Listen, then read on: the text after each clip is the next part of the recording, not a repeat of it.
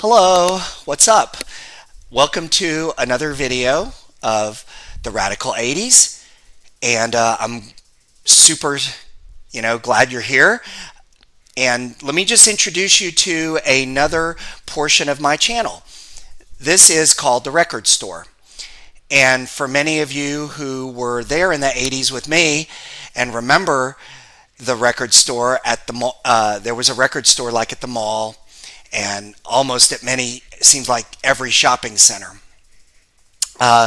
One of the things I love to do with this channel, in addition to identifying and collaborating and sharing with people who were there like I was, is to bring in people who, younger people who didn't know the 80s but are completely fascinated and psyched by it. So more than anything, I'm so glad you're here and willing to learn about the 80s and get excited about the 80s and say, hey, this is really one of the most awesome, coolest time periods we ever had. So with that, I'm going to tell you about the record store and what we do there and what they were. Well, like I said, for those of you who was there like I was, almost every mall had a record store. And if you don't know what a record is, because you're one of my younger viewers, I have one here. Of course, all of my 80s friends here know this album, I'm sure. Now, in this, it looks very big, but it has a thing that looks like this in it.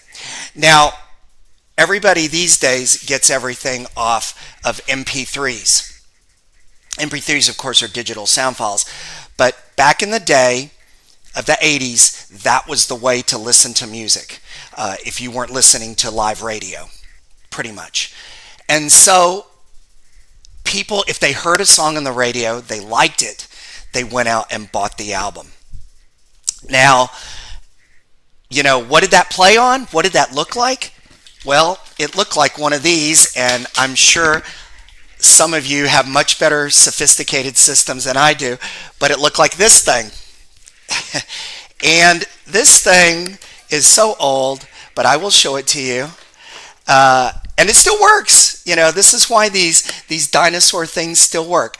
It looks like this. You put the record on top of it, and this little needle arm is put on the record, and it rolls around, and it has sound recordings on it and plays the song you like. So that was how we listened to music back then. And I still have all my albums for you 80s friends of mine, and for those of you who don't know records and weren't around when they were there, they're making a resurgence. They're in stores now.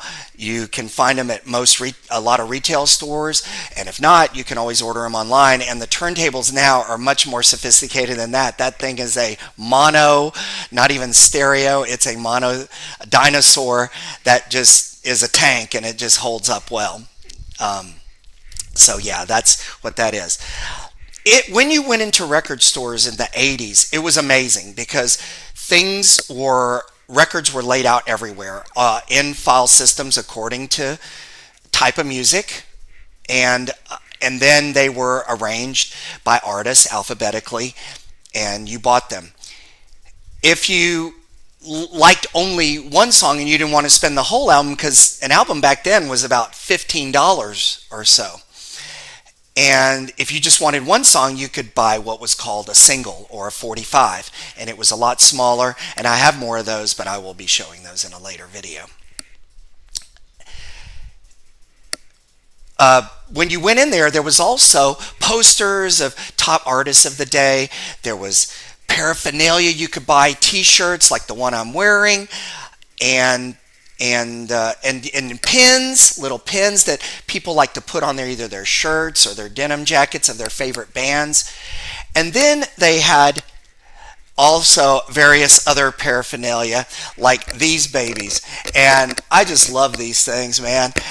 And, I know I look crazy and I look like a robot or something, but for those of my 80s friends out there, these were cool, very cool back then. And They're a little hard to see out of because the slit, but they're very, very cool. And I will post a link where you can get these if you're interested.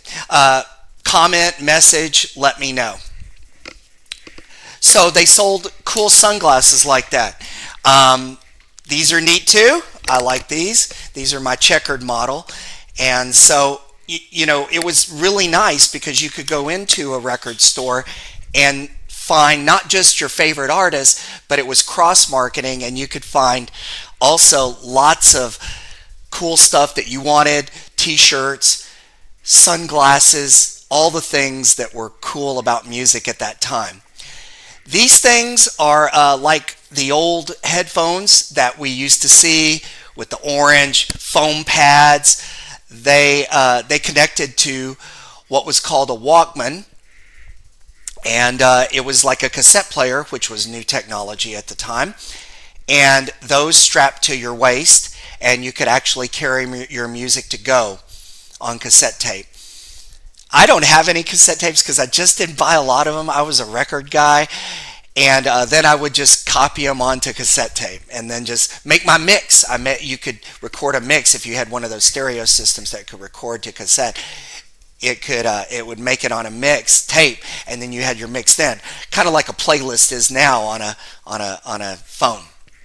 So these things now, though, they had wires. They connected to the cassette player. But these are Bluetooth, and these are nice too. If you're interested in these, let me know. I'll send you a link and let you know where you can get these babies, if they're still available, hopefully. So I welcome you to the record store. Here we're going to look at different types of records.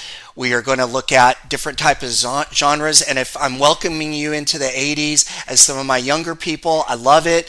I will try to figure out what kind of music you might like to listen to, and we will review and talk about different types of songs from that time period so that you can maybe listen to and identify songs and find them out there on the internet, YouTube, such, or go to your favorite digital radio station and see what you can find related to an artist that you might have seen that you like here. So really psyched about that. Hope you'll love it. This band is really cool. I love them. Their journey, they're from the 80s. They were kind of a pop rock band, and they were awesome. Steve Perry was in there.